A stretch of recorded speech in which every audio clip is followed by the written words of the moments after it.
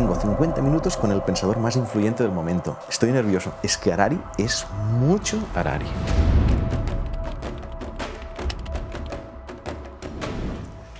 So you explained that technology is not deterministic, that you don't predict the future, but possible scenarios that allows us to take decisions. But let's imagine that we don't change anything significantly. That's a bad idea, but okay, let's imagine it. But let's imagine that we allow the technological progress to continue as it is with the same economic and political and education system. What would happen in this situation? If we continue with business as usual and don't change anything, in a couple of decades we'll have a severe ecological crisis. We might see the creation of a global useless class, hundreds of millions of people who don't have a job, and because AI has automated their jobs and they didn't have the resources to retrain themselves to fill the new jobs. So this is the second major danger. And the third major danger is that we might see the rise of digital dictatorships, regimes that use the new technology of surveillance and of artificial intelligence to follow everybody all the time, monitor everybody all the time, and control and manipulate the entire population.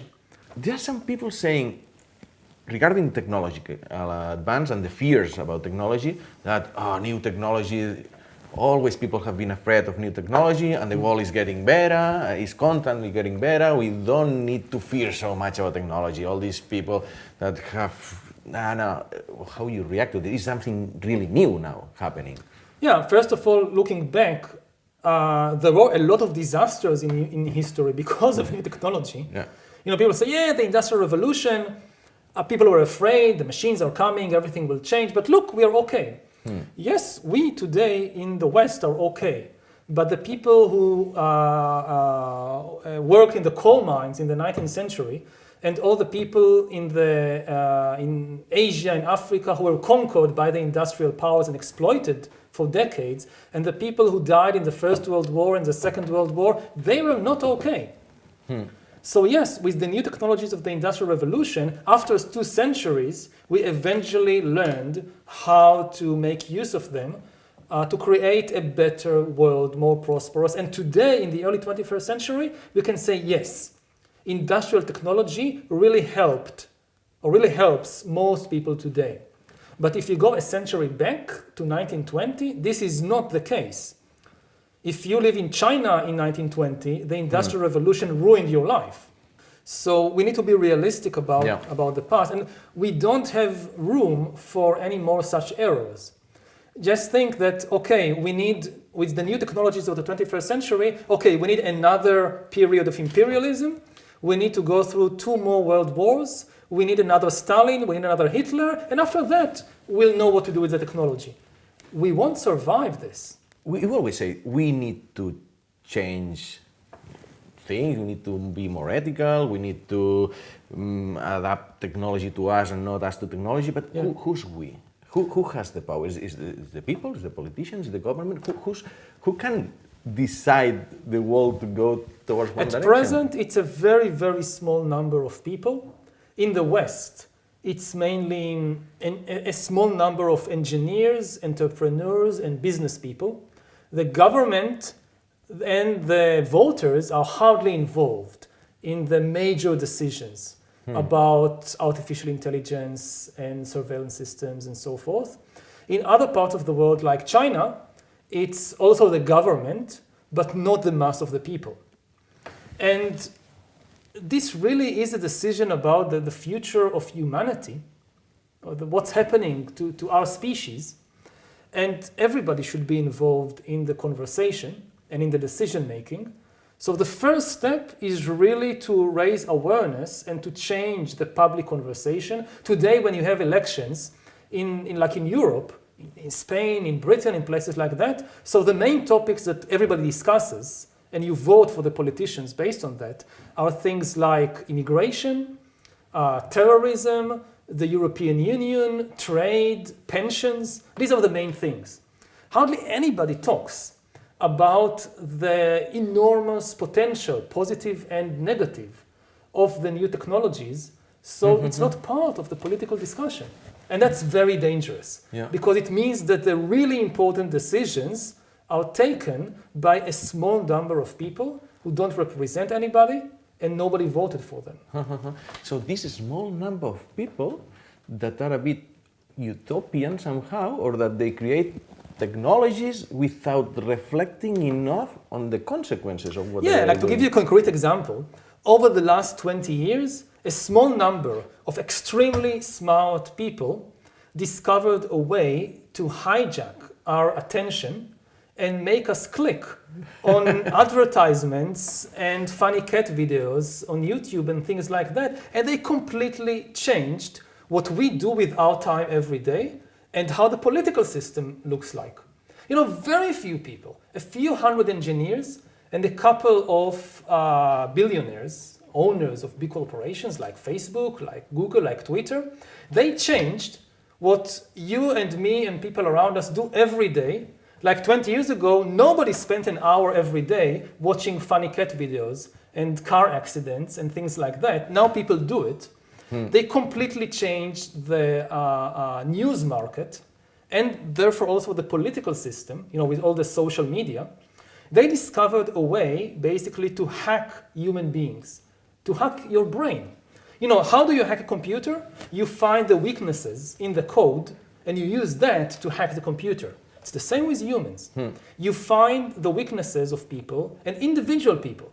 It's not like the 20th century when you had some big dictator like Hitler giving a single speech to all the population. No, now you can find the individual weaknesses of each person and utilize that. If you discover, you collect enormous amount of data on me and use algorithms to analyze it, and you discover that I already have some fear of immigrants. So to keep me on your platform, the easiest way to grab attention and keep people on the platform is to press the fear button or the hate button. If I fear immigrants and I see suddenly a headline, a gang of immigrants rapes local women, then I feel an irresistible urge to press that. And even if it's fake news, I will easily believe that. And this will lead me to more and more conspiracy theories and fake news, and it's already my weakness. So it's very easy to manipulate me with that. Now, maybe you don't fear immigrants. Maybe you fear fascism. But they know. And they know fear. that. So they will show you a different fake news story about a gang of neo-Nazis that murders immigrants. And you will click on that. And they don't care really about immigration. They just want to keep you on their platform to sell you more advertisements and make more money. But the result is that you waste an hour every day on that, and that the political conversation in the country completely collapses, because as people watch these things more and more, their fear, their hate becomes bigger and bigger, and then we cannot have a reasoned conversation. The thing is that there is a battle for attention, and extreme things are much better at hijacking attention than moderate things. We had this throughout history, this fictional story grabbing people's attention, but now we are in a new situation when you can tailor the story to individual people because you now have the technology to watch all the people all the time and get to know them better than they know themselves. And going back to your question, who decides? I didn't vote for it. I don't remember there was an election and I said, yes, I want more funny cat videos every day. It wasn't my decision. A very small number of people decided to take humanity in that direction. And this is just a small foretaste of much worse things that can happen unless we take control back of our minds, of our brains. I read yesterday one of these big companies, someone from this company saying regarding to smart speakers, who are collecting data, our conversation, everything, say, I dream of a world where Alexa, in this case, is everywhere, running your entire life and anticipating your every need. Yeah. Like something positive. And how people is reacting to this. Sometimes is they think, okay, that's more comfortable for me to... The question is, anticipating your every need who decides what you need? I mean, one of the tricks of these corporations is they say, we don't force anybody to do it. If you click on funny cat videos, it means you want it. So we just provide you what you want. But it's not like that. What's really happening, it's not necessarily what I really need. It's more my weakness, something I can't help myself, but click more on it. And maybe I need help to deal with this weakness rather than somebody exploiting this against me. So, with funny cat videos, it's not too bad. It's just maybe I waste my time watching one video after the other. But with other things, it can be very dangerous politically, psychologically, socially. At an individual level, you need the part of the solution is that we need to know ourselves better. Yes. How can we? Because again, I mean, it's a kind of race. Who knows you best in the world? If some corporation or government knows you better than you know yourself, then it can exploit your weaknesses against you, your fears, your hatreds. If you know yourself well, and you know, I already have this fear, I already have these seeds of hatred, you can protect yourself. Like with immigrants, or like with, right-wing extremists. If you know that you already have a bias, you think that anybody who votes for right-wing parties, they are crazy fascists, and you already have this fear in your mind, and you know that, then the next time you see a fake news story about it, you are extra careful. So this is how you can protect yourself from having somebody exploiting and manipulating you through your weaknesses.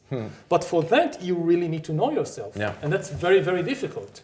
And about technology knowing ourselves better than us, sometimes we lie to technology. I mean, we don't post all our versions. Very difficult to, you can lie to Facebook. people. We are good in lying to people, but it's much more difficult to lie to technology because, if you go to a job interview and you have 15 minutes to convince the boss to hire you, for 15 minutes you can pretend to be somebody you're not.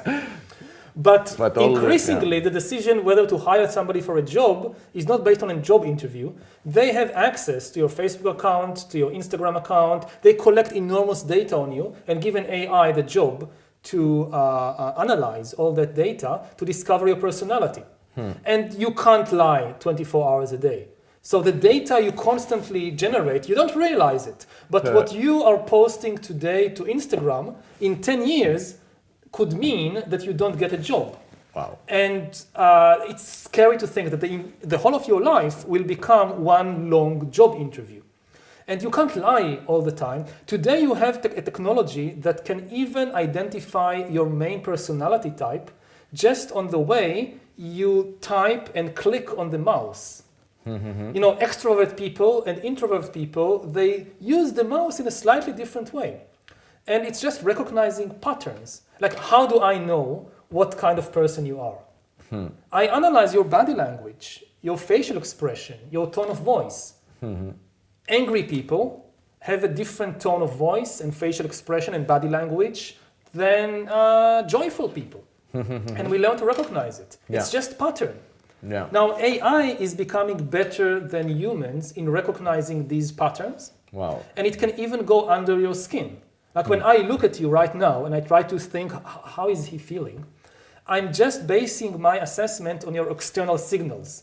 Again, you're smiling, you sit like this, you sit like this, but I can't see what's happening in your heart and in your brain because it's under the skin.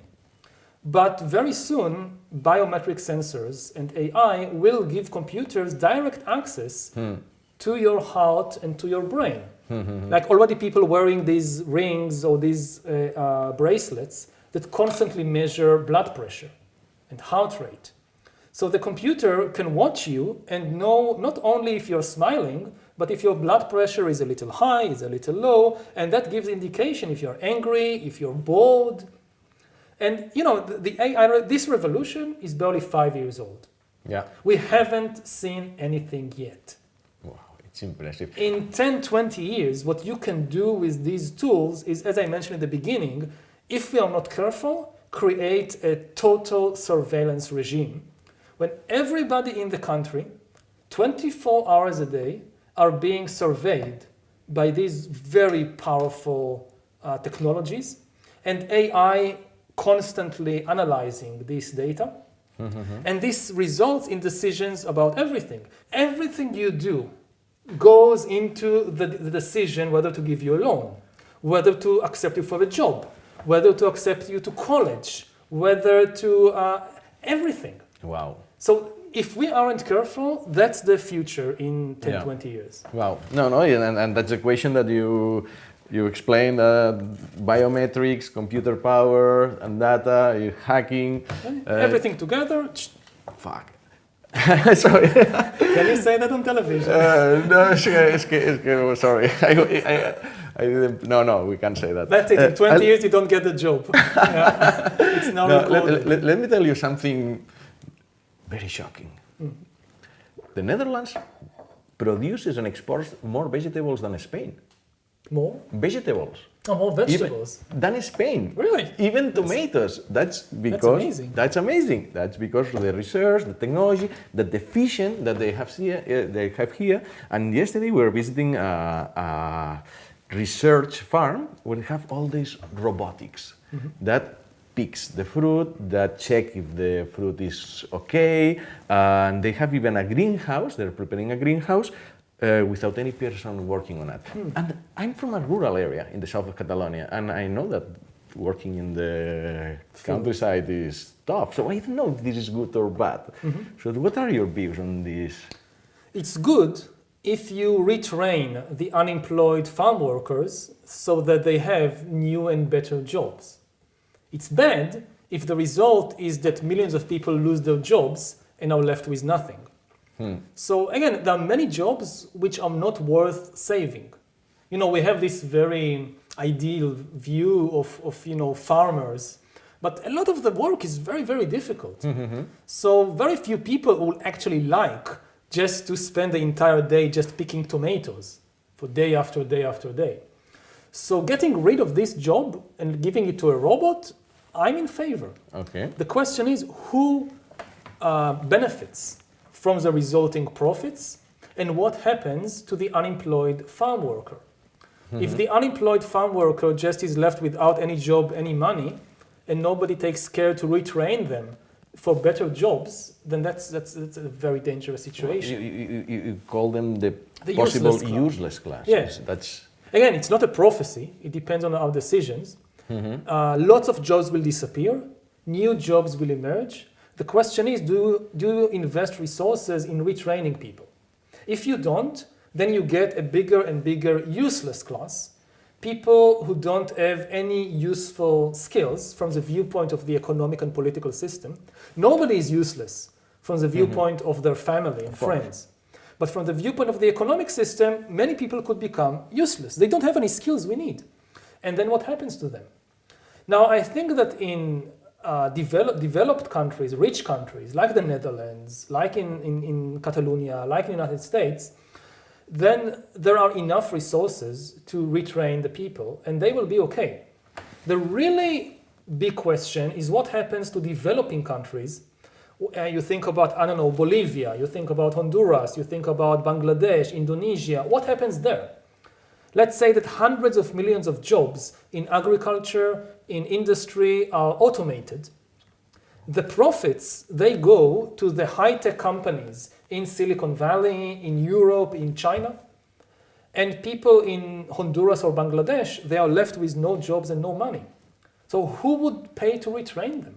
Yeah. That's for me is the really big danger in this respect. Education is a huge field. But what would you say to a teenager that's watching our program? That nobody knows what the job market would look like in 20 years. So don't focus on learning a very narrow skill. You don't know, maybe this skill will be automated in 20 years. It could be,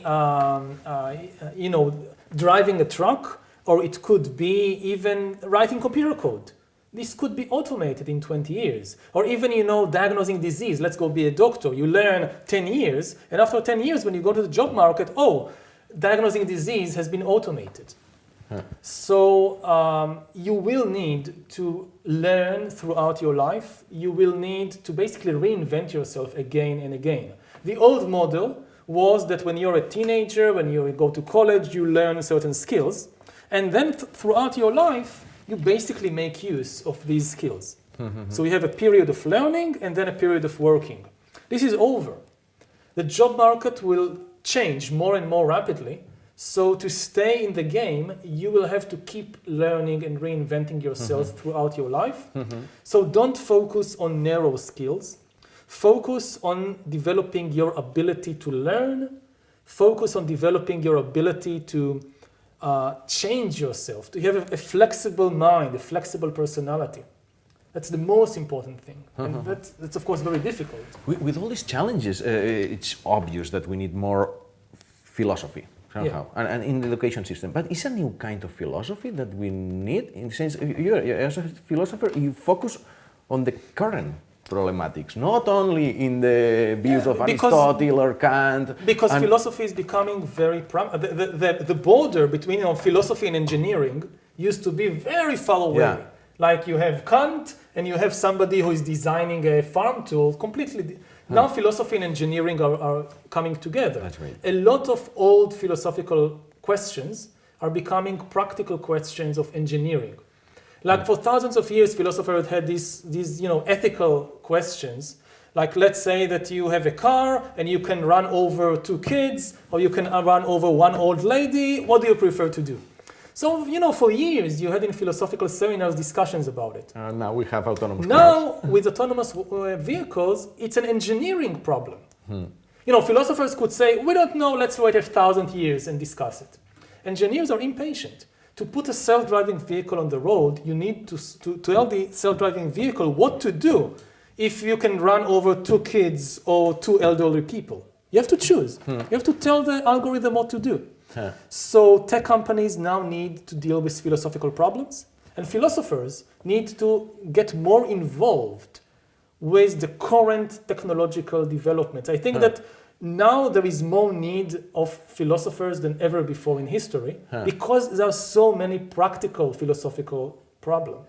What would be this basic, general philosophic method Well, of first thinking? of all, it's critical thinking. Let's go back to the previous example we used. A company that shows you funny cat videos because it knows that this is your weakness. And they say, well, you click on it because you want it. It's your free will. So the philosophers come in and say, wait a minute. Your concept of free will, let's think about it some more. Because very often you find that in economics, people are using concepts without thinking deeply about them. They have a very naive view of what free will means. If I give pizza to a kid and the kid takes it, then that's his free will and I'm okay. Philosophers will tell him, no, it's not so simple. So we need a philosopher in the corporation that will tell the engineers, this is not free will. You're making a philosophical mistake. So that's the first step in the road. Philosophers are very good in taking ideas that we think we understand and showing us with critical thinking that actually things are much more complicated. And you need to take more issues into account. Talking about free will, I've read your work, obviously, and I still have the impression that I have free will. Everybody has, whatever you decide, we understand what it means when there is an external obstacle. Like I want to go through this and I can't, something is blocking me. But when it comes to what's happening in the mind, it's much more difficult. Anything that pops up in my mind, I feel that, hey, I want it. But the question is, where did it come from? Did I decide to have this desire or not?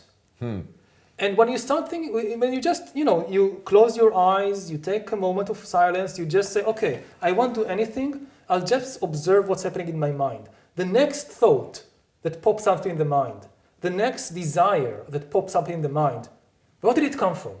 Yeah. Did I choose to summon it, to bring it or not? And then the more you observe, you realize that most of what is happening inside our mind, it's not our free choice. Maybe it's external influences, maybe it's internal neurological events. But the illusion that anything that comes up in the mind is my free choice, it's a complete illusion. Freedom is not something you have, it's something you need to struggle for. Yeah. If you just go along with whatever pops up in your mind, you are not free at all. Yeah. And the easiest people to manipulate are the People people like who me. believe in free will. Because you manipulate them and they don't even suspect because, hey, I chose it because this is my free will. Yeah. No, I was reading your work and I thought, he's calling me naive and easy to manipulate. But I totally understand your point. So, of course, the desire, we don't control the desires. Then we might have, if we struggle, if we make the effort, we can try to take different decisions. Or even before we take a different decision, just to understand where is this desire coming from. Exactly. So I don't want to go deeply into it. It's a very complex philosophical question of free will.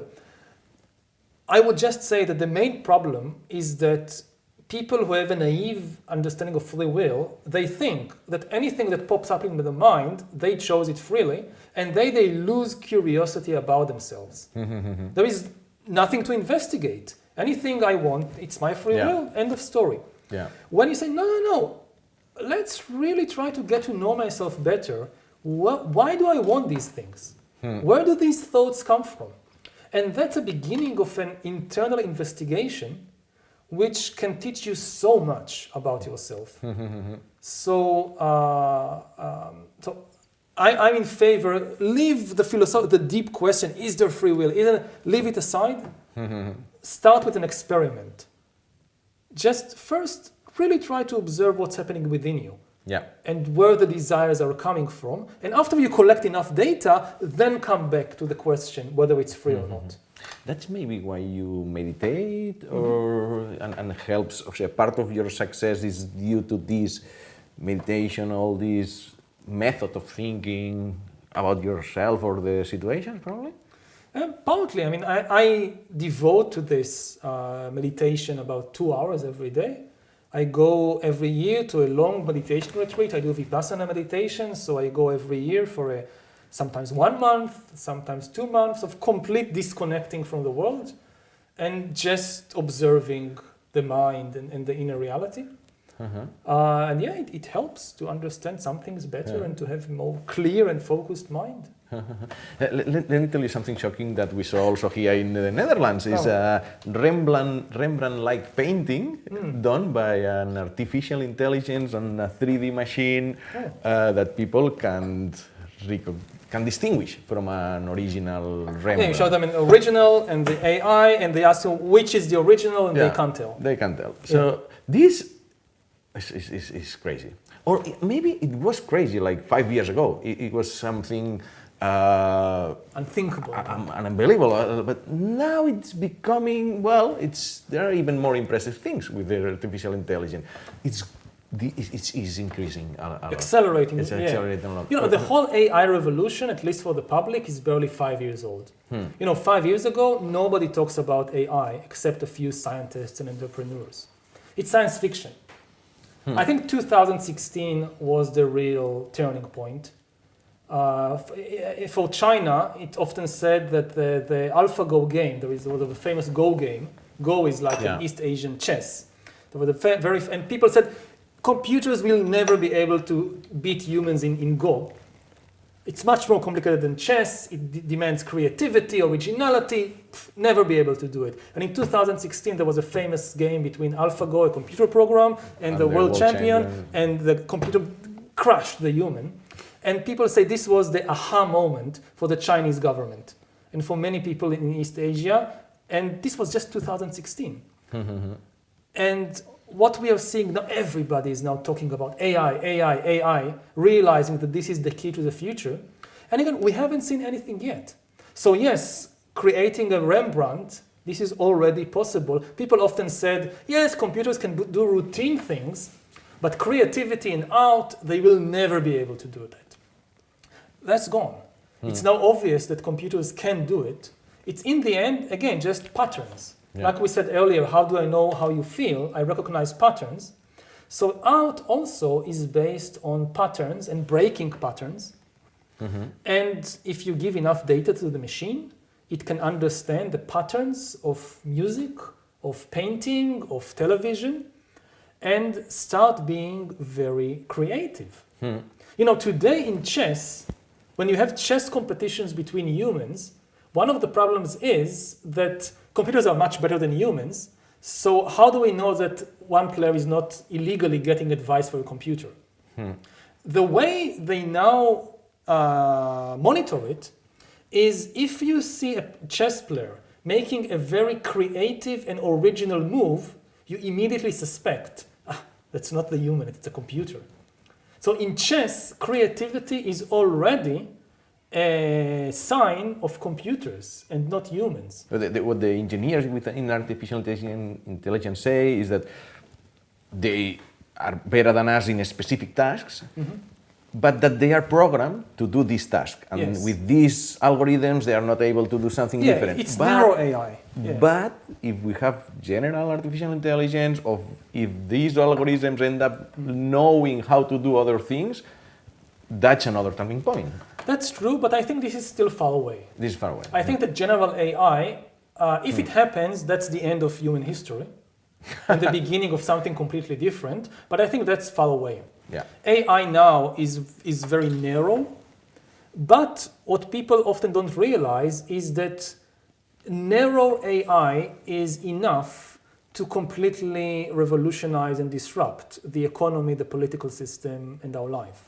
You don't need to wait for general AI, because so much of what we do is narrow tasks, especially in the economy. So somebody is driving a taxi, somebody is writing music, somebody is diagnosing diseases. This can be more and more easily automated. So I don't think we'll see an AI politician anytime soon, but an AI doctor, an AI music composer, an AI driver, yes, very soon. And that's enough to disrupt the economy and the society. We assume that technology will continually affect more our life, and we will be more involved with technology, but maybe not. Maybe we just said, that's enough. And it's in our nature but also. The danger is that then you're being left behind and you become part of the useless class. That's exactly the problem of stress. If you now say, Facebook, I don't want, and all these new things, Instagram and TikTok, that's beyond me, then in certain jobs, that's the end of your career. If you want to be kind of a celebrity, and you say, yes, I want to be a celebrity, but no TikTok, no Instagram, you're out of business. So, and in many cases, they don't even need your active participation. All these systems that collect data on you, you don't need a Facebook account or an Instagram account. You are still being monitored all the time. So I'm very much in favor of taking time off for a while. Like I'm going to the meditation retreat. Or, every week have a day off. Like weekend, you don't, for 24 hours, you disconnect. I think it's very, very healthy. But it doesn't mean that you are safe from being monitored. Exactly. Or that, again, the opposite danger, if you disconnect too much, you're out of the game.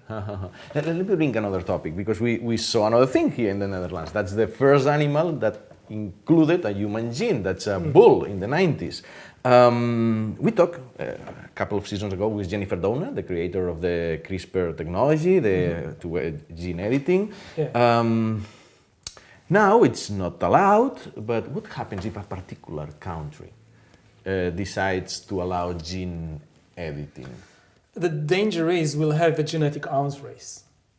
That if that particular country gains an important advantage because of that, then other countries will say, yes, it's very, very, very dangerous, but we can't allow ourselves to remain behind.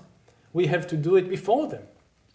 So we really need global cooperation on this to prevent the worst outcomes.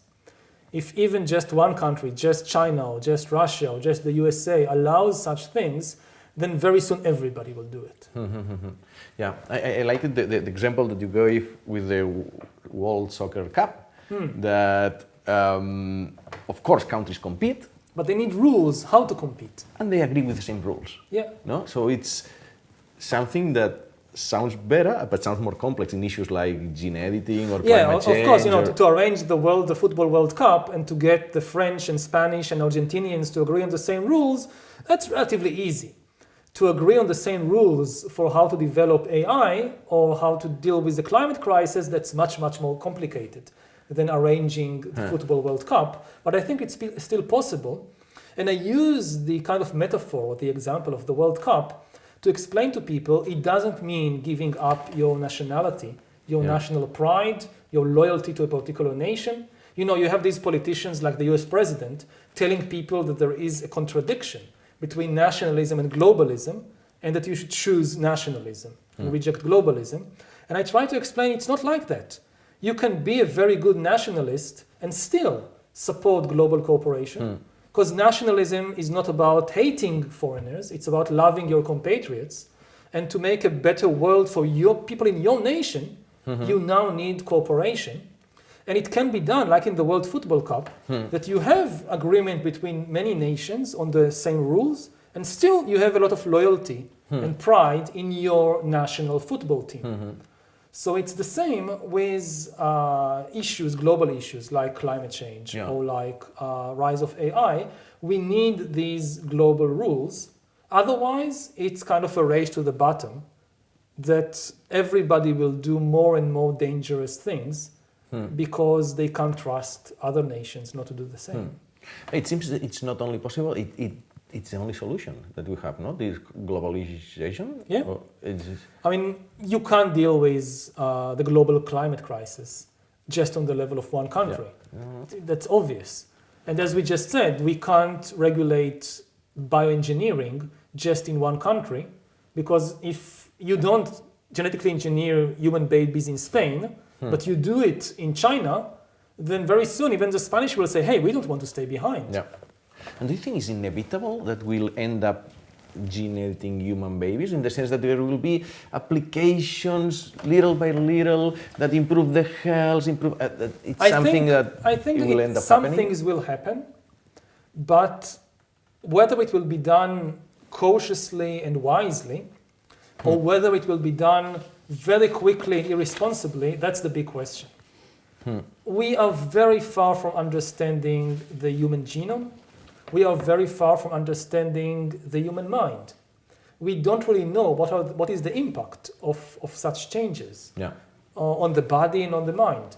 You know, you change one gene to get one particular result, but it has influence on so many other things. So we need to be very cautious about it. And that's why we need to avoid an arms race situation. If we have time and we do it wisely, I think it's okay. We have genetically engineered many things in history, like most of agriculture, even thousands of years ago, was based on basically genetic engineering. Like, you know, wheat today or apples today are completely different from 10,000 years ago, because over thousands of years, farmers, they chose to breed particular types of wheat, and they completely changed it. So that's not bad. But if we now start genetically engineering very fast without really thinking deeply about the consequences, that's very, very dangerous. You explained very, very well, and it's not what's normally said, no? That the history or the past is not good to predict the future or to analyze, even to analyze the present. But being an historian, have you seen some patterns maybe embedded in our human nature that's constantly repeating and over? There are some patterns, but I don't think anybody can predict the future. History, I say, it opens our mind to different scenarios. So in this sense, it makes it even more difficult to predict the future, because people often have a very narrow vision. They think, okay, in the next 20 years, either this will happen or that. But with history, you realize actually there are so many other options which we are just not thinking about. So history helps us to free our imagination from the narrow conditions of the present and see many more options. To give a central example, a lot of social revolutions begin with a new understanding of history. Like if you think about the feminist revolution, which was one of the biggest revolutions of the 20th century, completely changed the social system. So many people thought, well, men dominate women because this is just natural and eternal and it can never change. And the first step to have a revolution in gender is to look at history and realize that's not true. The gender system we have now is not eternal and natural. It is a result of some historical processes. And therefore, if we make different choices, we can have a different system. And indeed, what has been achieved in the last 100 years is really amazing. After thousands of years of a very, there are so many different revolutions, but the gender system didn't really change. In almost all human societies, men dominated women and women had far fewer economic and political and legal rights. Within 100 years, things change in a dramatic way and in a peaceful way. You didn't need a big war and killing millions of people to change that. And history was crucial because it's really about changing people's minds, realizing that the way we live today, it's not natural, it's not eternal, it's just a result of some historical process. And if so, we can make different choices and have a very different future. Yeah. One of your very powerful ideas is that we always prefer fiction than reality. Most of the time, yeah. Yeah. Human power depends on cooperation, making a large number of people cooperate. To make a large number of people cooperate, you need a story that everybody believes. This is the basis for cooperation among humans. Chimpanzees cannot build atom bombs, not just because they don't understand physics, but because to build an atom bomb, you need millions of people cooperating. Now, if you just come to the people and tell them E equals mc squared, who follows me? Nobody. But if you tell them, God told me that we must fight these evil people on the other side of the mountain, then you can convince people. So human cooperation is mostly based on creating a fictional story that millions of people believe. That's the key for power. And usually, yes, fiction works better than truth because the truth is often very complicated and the truth is often very inconvenient. If you just think, in much narrower terms about, political stories, a leader that will tell people in an election campaign the truth about the history of their country will never win the elections because the truth of every country is usually full of very inconvenient facts that people prefer not to know or not to remember. So, fiction can be much more simple, much more flattering, much more pleasant. So in most cases, the fictional story will defeat the true story in the political arena. Well, in religion, of course. No? And in religion, of course. Even religious people will agree that all religions except one are fictional stories. The exception, of course, is my religion. You ask a Jew, he'll tell you, yes, Judaism is the truth, but Christianity, that's fake news. All this story about Jesus, complete fake news, fiction. You go to a Christian, he will say, no. The stories about Jesus, they're completely true. But Islam, that's fake news. Angel Gabriel revealing to Muhammad the eternal Quran, complete fake news. How can people believe that? And then you go to the Muslim, he will say, no, that's the truth. But all these things that the Hindus are saying about Shiva and Brahma and Vishnu, that's fake news. So, how you feel being so influential? I mean, it has happened probably in the last few years, no? Yeah, just again. I'm interested in you have power somehow to convince leaders. How you yourself? So I now have a team that is helping me deal with that. It's impossible to deal with such a thing just one person. So people see me and they think I'm doing everything. I actually do very little. And the people who really work hard are my team members who organize this and everything. I'll send you a CV.